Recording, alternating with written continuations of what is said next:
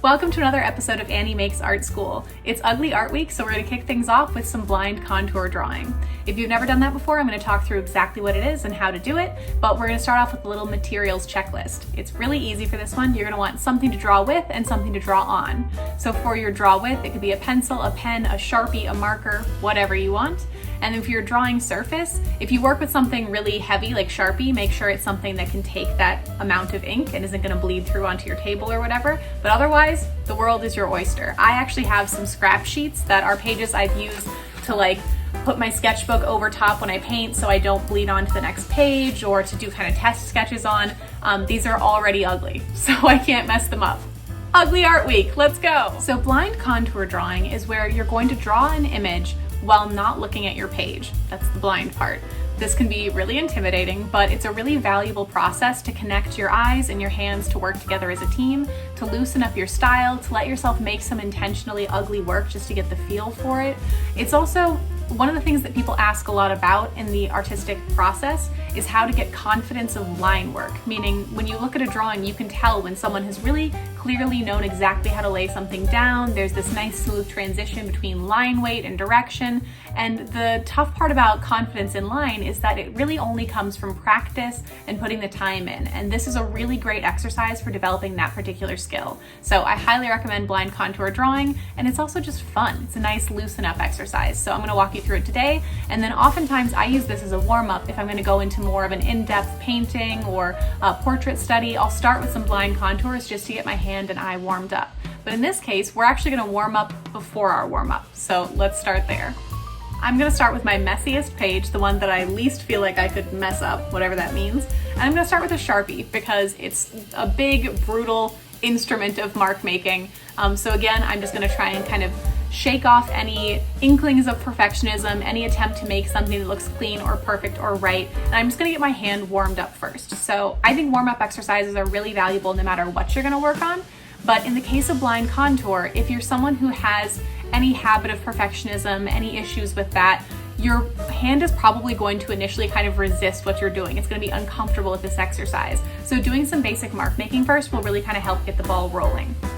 So I'm going to start off. In this case, I'm not doing the blind contour yet. I can look at my page. I'm just going to practice doing circles and different kinds of lines. So I'm going to start off and make circles. And you'll notice I'm not attempting to get them perfect in one swoop. Maybe I'll do a couple that I try to, like that. Oh, they're getting kind of smooth there. You can tell from the beginning to the end, I get better at it. The magic of practice. I'm gonna do a few more. I'll do small ones. I'll try some bigger ones. I'll overlap some of them.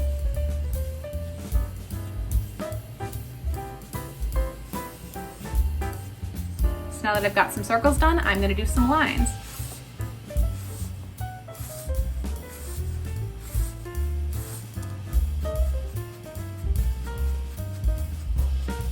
You'll notice sometimes I'm trying to tailor it to fit into the spaces that I've created. Other times I'm just making lines. I'm gonna try doing some fine lines and some thick lines. I'll try doing some wavy lines. Those are fun. Some loops. And then back into my cross hatching. Well, it's not really cross hatching because it's not crossing. You get the idea.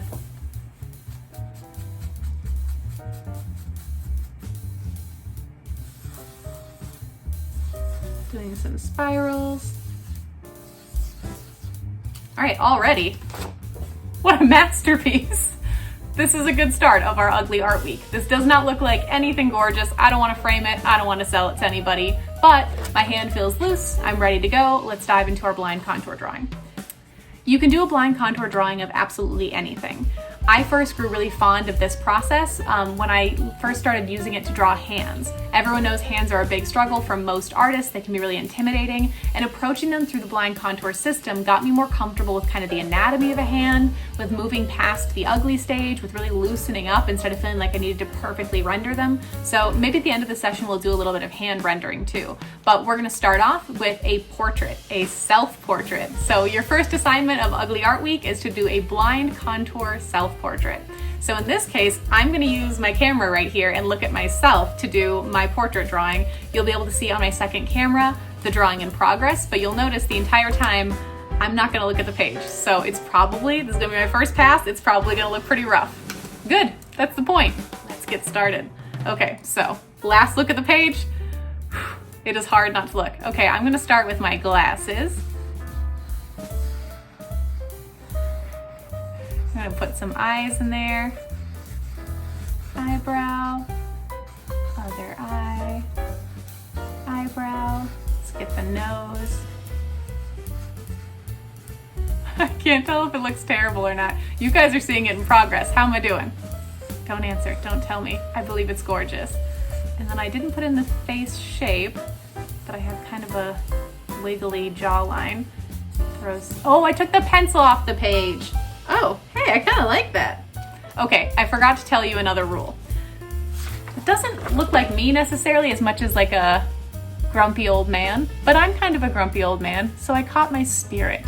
So what I forgot to mention is that generally, I don't know if this is a rule or not, it's just how I tend to approach it. I try not to lift my pen off the page when I'm doing a blind contour drawing. I was so excited to get started, I completely forgot my own rule. So we're gonna try it again, same thing, self-portrait, and this time I'm gonna try and keep the marker connected to the page the entire time.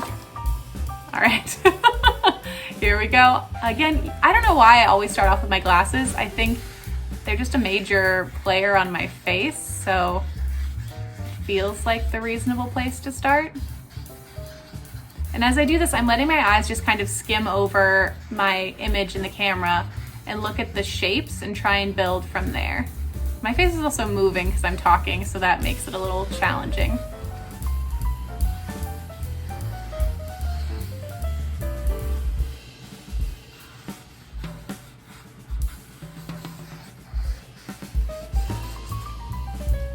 Okay. I don't have a forehead, but that's all right. Here is round 2.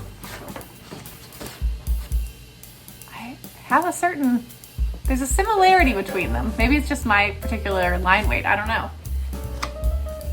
Not bad, I don't hate it. Okay, so now we've got a sense of how those work, and you can do that for as long as you want if you find this an enjoyable process. I'm doing these pretty quickly just to move them through the process, but feel free to take time, sit in front of the mirror and draw. We're gonna do the same thing now, but using our hands. All right, I've changed the positioning of the camera, so hopefully you get a closer view of what I'm seeing of my hand as I work, but I've gone ahead and set up a position, and this is a pretty challenging hand position to draw, but I'm going to apply that same contour system of, in fact, blind contour, of looking at my hand instead of looking at the page as I go. So I'm just gonna start making shapes, and I'm kind of breaking my hand down into round shapes, letting myself craft out what the different areas of the hand are by like circles, if that makes sense.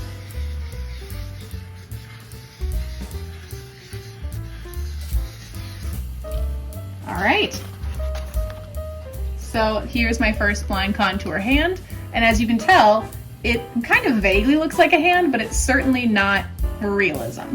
We're gonna do another one and just see how it feels. Oh, that's actually from my composition session, but scrap now. Actually, I'll do it over that, who cares? The magic of scrap, right?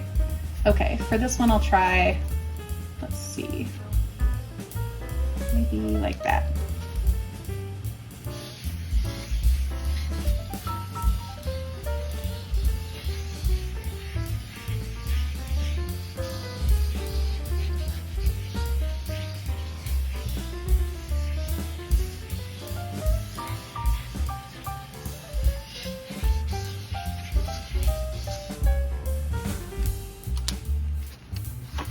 And here's round 2. And as you can tell, I'm not dwelling a lot of these. I'm not spending a whole lot of time. I'm just moving through the process, arcing out the shapes.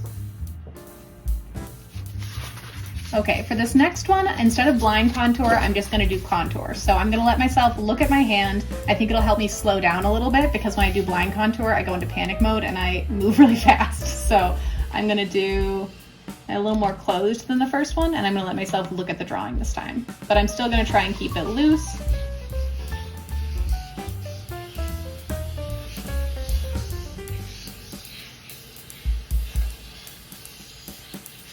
And again, I'm trying not to pick up the marker off the page at any point.